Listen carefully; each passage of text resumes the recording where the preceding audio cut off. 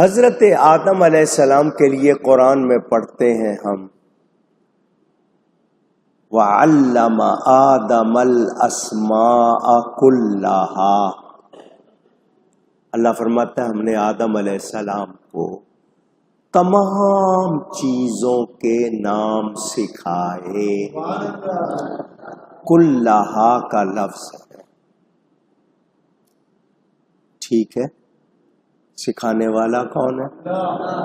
سیکھنے والے کون ہیں؟ سکھا اللہ رہا ہے، آدم علیہ السلام سیکھ رہے ہیں۔ قیامت تک کتنی چیزیں ہوں گی دنیا سب کے نام بتا سکتی ہے؟ حضرت آدم کو اللہ نے سب کے نام سکھائے، سب کے نام۔ آج ہیں کچھ چیزیں پہلے نہیں تھی، جو پہلے تھیں آج ہیں، ایسا ہے نا؟ کل ہو سکتا ہے کوئی اور چیزیں آ جائیں، پرانی چیزوں کو نام بھی یاد نہ رہا۔ آپ نے اپنے بچپن میں کتنی چیزیں دیکھی تھی، اب آپ کو دیکھنے کو سننے کو ملتی بھی نہیں ہے۔ اسی طرح آج کی نسل جو دیکھ رہی ہے، اگلی نسل کو ہو سکتا ہے وہ دیکھنے سننے کو نہ ملے، بدلتا رہتا ہے سلسلہ، ہر ملک میں ہر جگہ الگ الگ۔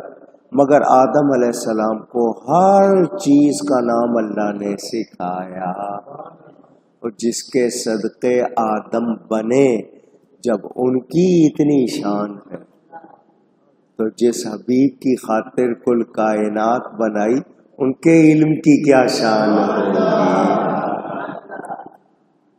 اور پھر رب جن سے خود نہیں چھپا، اس نے اور کیا چھپایا۔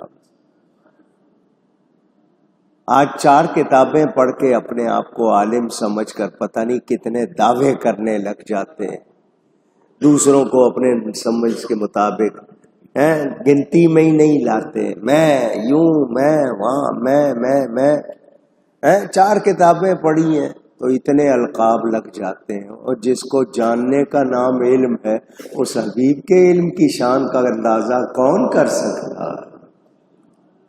کائنات میں اعلم، ایک لفظ کہہ رہا ہوں، اعلم، اگر آپ کہہ سکیں تو مہربانی،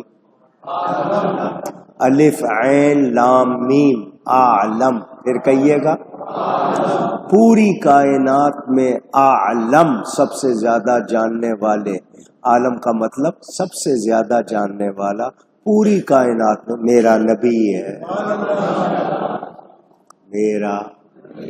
میرا ان کی برابری بھی کوئی کر سکتا، بڑھ کر ہونا تو دور کی بات، برابر بھی نہیں، ان جیسا بھی کوئی نہیں۔ وہ اعلم فی الکائنات، سب سے زیادہ جاننے والے اللہ کی مخلوق میں۔ اور وہ کس کے شاگرد ہیں؟